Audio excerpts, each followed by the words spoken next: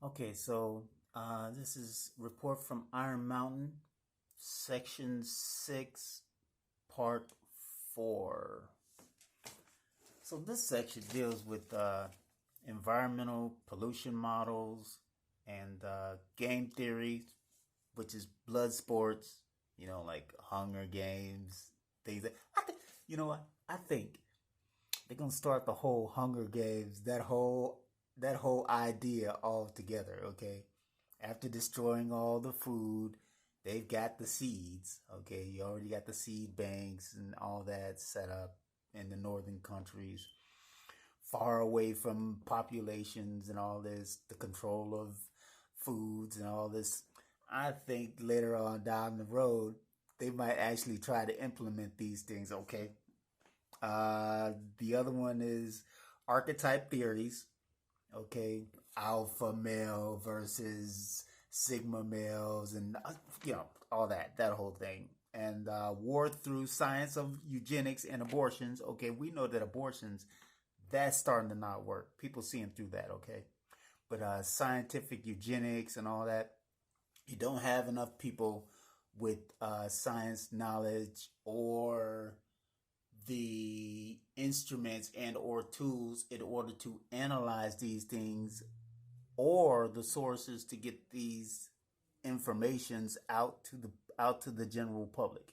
Okay, or to dumb it down enough for the general public to be able to understand the information that's related. Okay, so yeah, war through science of eugenics. Okay, whether it be test tube eugenics, okay, or eugenics implemented through food or you know environment. Okay. Anyway, let's get this. This is report from Iron Mountain, section 6, part 4. Let's get it.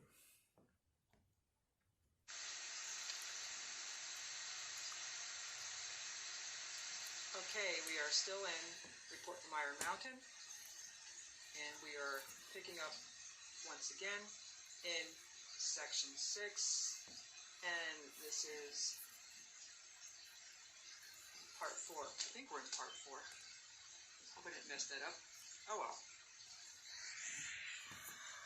Okay.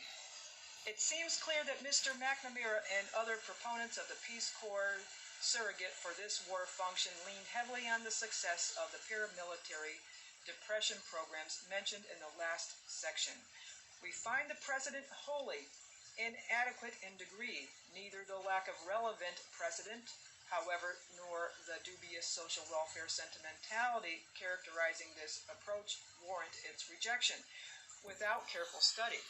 It may be viable provided, first, that the military origin of the Corps format be effectively rendered out of its operational activity, and second, that the transition from paramilitary activities to developmental work can be effected without regard to the attitudes of the Corps personnel or to the value of the work it is expected to perform.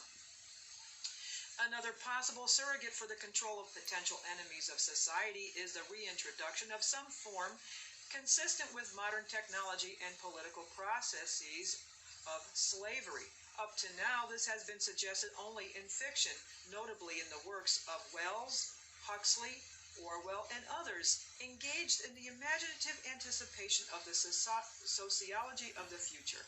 But the fantasies Now, they're saying the reintroduction of slavery through systems, um, kind of modeled around the 1984 or stuff like that, where there was an archetype systems set in place, like I mentioned, epsilons or uh, sigmas, betas, those types of social status types of understanding, kind of like the way China has a merit system, okay, where you have a credit system based on your merits towards society and how you interact with that society would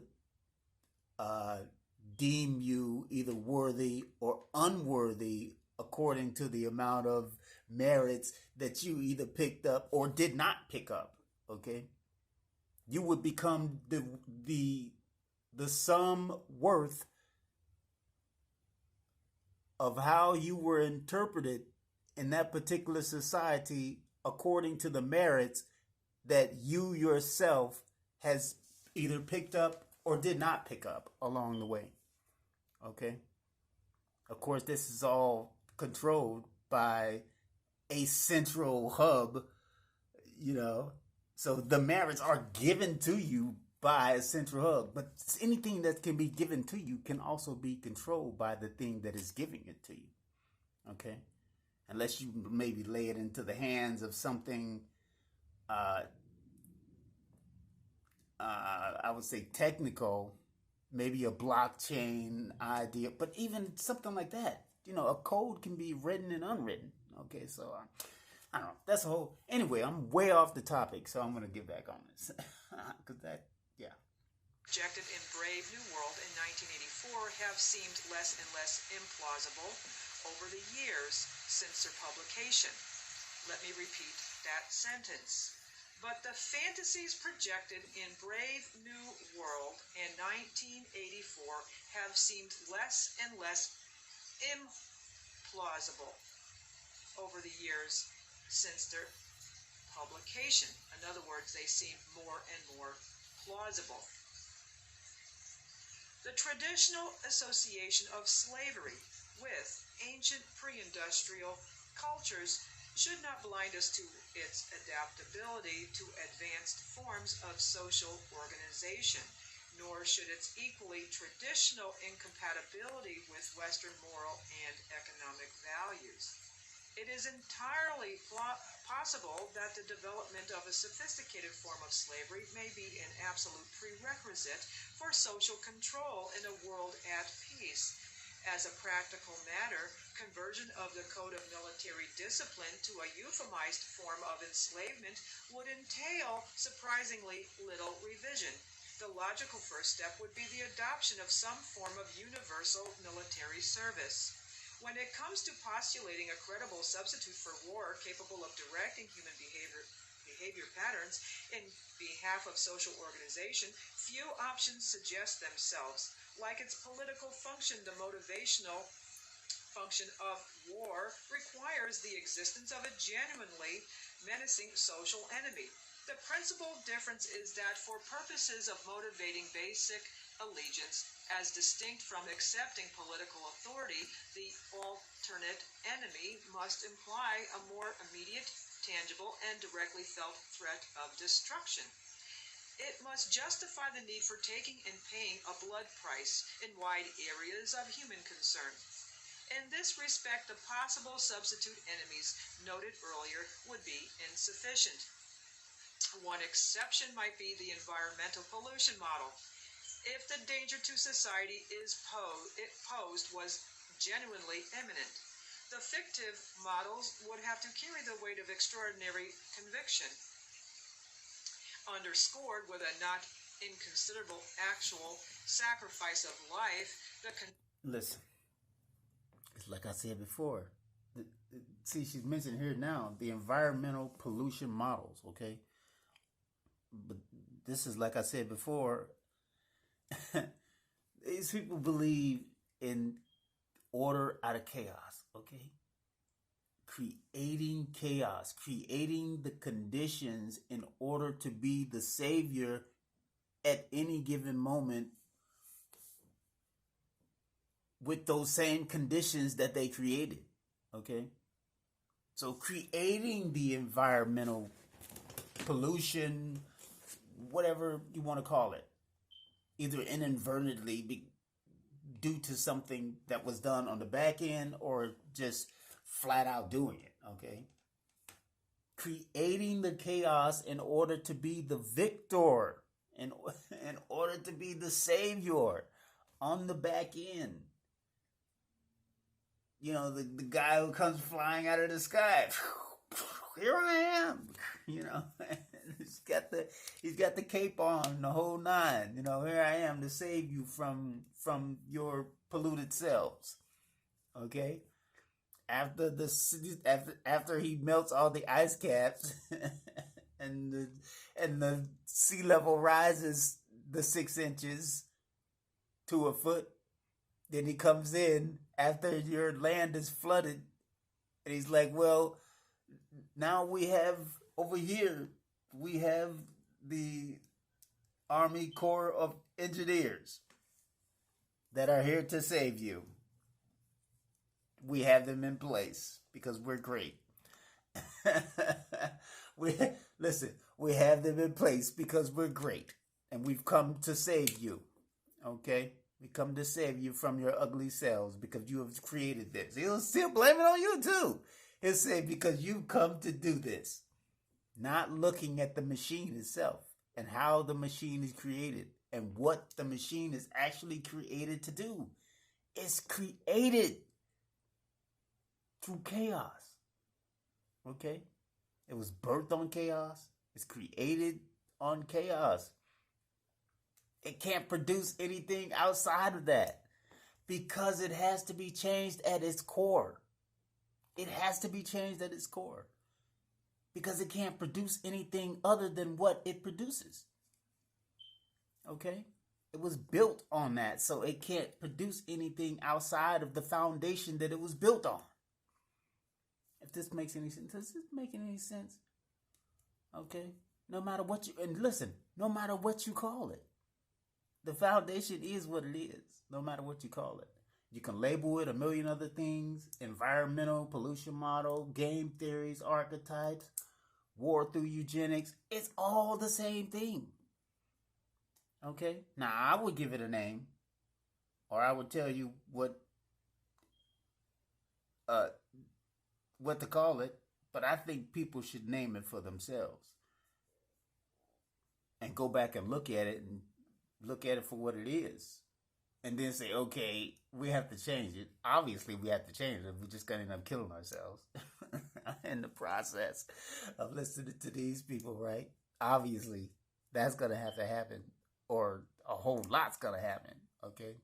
Because eventually, the earthquakes that you form, the hurricanes that you keep steering, okay, using science and all these other, the cloud that you create, the chemtrails in the sky and the clouds that you create. Because you can go and buy weather, okay? If you own land, you can go buy weather to seed your crops, whatever you want to call it, to seed the weather for your crops, okay? Unbeknownst to what's going on around you, you can create that, all right? Once again, I'm getting way off the topic, but yeah, what you put in is what you get out. But this model has been built on order out of chaos. Now, the majority of it is the military-industrial complex, but trying to replace this complex with something else is what this particular report is dealing with, is what it's pointing out, okay? Whether it be environmental pollution, game theories, alien invasion. Some of this stuff sounds ridiculous, but it's actually being used, okay? So that's where we're at. And I'm going to try not to pause this again. Just let it play through. Construction of an up-to-date mythological or religious structure for this purpose would present difficulties in our area, but must certainly be considered. Game theorists have suggested in other contexts the development of blood games for the effective control of individual aggressive impulses. It is an ironic commentary on the current state of war and peace studies that it was left not to scientists, but to the makers of a commercial film to develop a model for this notion on the implausible level of popular melodrama as a ritualized manhunt. People, I know I said I wasn't going to stop this, but I need to point this out, okay? It's like I mentioned earlier about when they're trying to introduce a new system. We're going to say aliens, for instance, okay? When they're trying to introduce a new system, they use things like Hollywood movies, theatrics, just all types of stuff. Crisis actors. There's a wide range of there's a wide range of things that are used in order to get the general public to think in that direction first. Okay? Because as a man thinketh, okay? To get them to think in that direction first and foremost before they can implement the thing in and of itself. Before there's aliens, there had to be a movie called Aliens, in other words. Before there's aliens, there had to be a movie called Independence Day, where there's a perceived threat. You understand what I'm saying? To create the idea of the threat before it's the chaos. Create the chaos. So they can be the ones to bring the order. Okay? And in bringing the order, not only do they become the hero, but now they have one more section that can replace the military-industrial complex. Or either increase the military-industrial complex, because now we need more military. Or better yet, we'll morph it into something else. Now we need Space Force. Come on, man. Now we need Space Force. We don't need the military. We don't have to shoot bombs at each other here on Earth. We can do it in space now. Okay? Okay, I'm trying not to stop this again, but I just need to point that out, though, how the systems are being used in all areas, not just military. It's been used in entertainment, education, a bunch of other things, okay? So you have to pay attention in all the other areas because they all link together. More realistically, such a ritual might be socialized in the manner of the Spanish Inquisition and the less formal witch trials of other periods for purposes of social purification, state security, or other rationale both acceptable and credible to post-war societies. The feasibility of such an updated version of still another ancient institution, though doubtful, is considerably less fanciful than the wishful notion of many peace planners that a lasting condition of peace can be brought about without the most painstaking examination of every possible surrogate for the essential functions of war. What is involved here, in a sense, is the quest for William James' moral equivalent of war. It is also possible that the two functions considered under this heading may be jointly served, in the sense of establishing the antisocial, for whom a control institution is needed, as the alternate enemy needed to hold society together. The relentless and irreversible advance of unemployability at all levels of society, and the similar extension of generalized alienation for accepted values may make some such program necessary, even as an adjunct to the war system. As before, we will not speculate on the specific forms this kind of program might take, except to note that there is again ample precedent in the treatment meted out to disfavored, allegedly menacing ethnic groups in certain societies during certain historical periods. Ecological. Considering the shortcomings of war as a mechanism of selective population control, it might appear that devising substitutes for this function should be comparatively simple. Schematically, this is so, but the problem of timing the transition to a new ecological balancing device makes the feasibility of substitution less certain. It must be remembered that the limitation of war in this function is entirely eugenic. War has not been genetically progressive, but as a system of gross population control to preserve the species, it cannot fairly be faulted. And, as has been pointed out, the nature of war is itself in transition. Current trends in warfare, the increased strategic bombing of civilians, and the greater military importance now attached to the destruction of sources of supply, as opposed to purely military bases and personnel, strongly suggest that a truly qualitative improvement is in the making.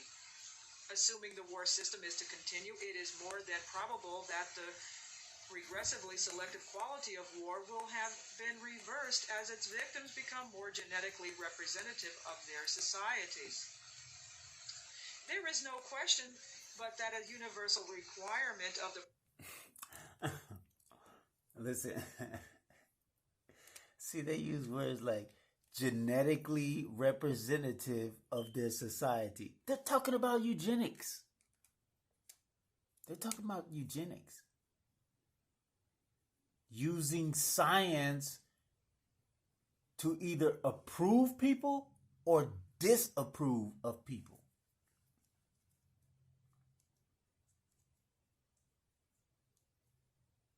Using science. We're talking about test tubes here. We're talking about before the birth period, okay? Selective. Very selective. And everything else is void, okay? Eventually, everything else is void. Now, you can't kill these people. I'm sorry, unalive them. You can't unalive these. You have to use pretty words for some people. You can't unalive them until after the system itself has been set up, okay? Once the system is set up, then you can get rid of them and move to this genetic understanding, okay? Genetic understanding, all right? Then that's a topic for another day. That is a whole topic in and of itself, okay? That's a whole topic in and of itself. Matter of fact, you probably shouldn't even have that in public, all right? Because some people would just completely... Okay, so let's get on with this. Let her say it. Appropriation be limited to the products of artificial insemination would provide a fully adequate substitute control for population levels. Such a reproductive system would, of course, have the added advantage of being susceptible of direct eugenic management. Its predictable further development, conception, and embryonic growth, taking place wholly under laboratory conditions, would extend these controls to the logical conclusion. The ecological function of war under these circumstances would not only be superseded, but surpassed in effectiveness. Ecological. So we're talking about... We're not just talking about test tubes here. We're talking about things that could be used directly, okay? Like maybe the food. Can your food change genetics? It certainly can. I mean, through the mitochondrial DNA, yeah, if that was able to be changed, which right now it is. Right now that can be changed, right? See, most people don't understand the dangers that you already in. You already in some dangers that are not going to be undone anytime soon, because somebody has talked you into, well, you just smile and everybody's doing fine. And no, they're not. No, they're not. Everybody's not doing fine. It's made to appear that everybody is doing fine. Everybody's not doing fine. Okay? Some of you are being phased out. Some of you are being phased out. Now, you can say whatever you want to say about that, but it just is what it is. Once again, I digressed, okay? So let me go back and let her say what she said. The indicated intermediate step, total control of conception with a variant of the ubiquitous pill via water supplies or certain essential foodstuffs, offset by a controlled antidote, is already under development. There would appear to be no foreseeable need to revert to any of the outmoded practices referred to in the previous section, infanticide, etc., as there might have been if the possibility of transition to peace had arisen 2 generations ago. And we will pick up with section 6, substitutes for the functions of war, in the next video. In other words, some of you are already being phased out and you don't know it.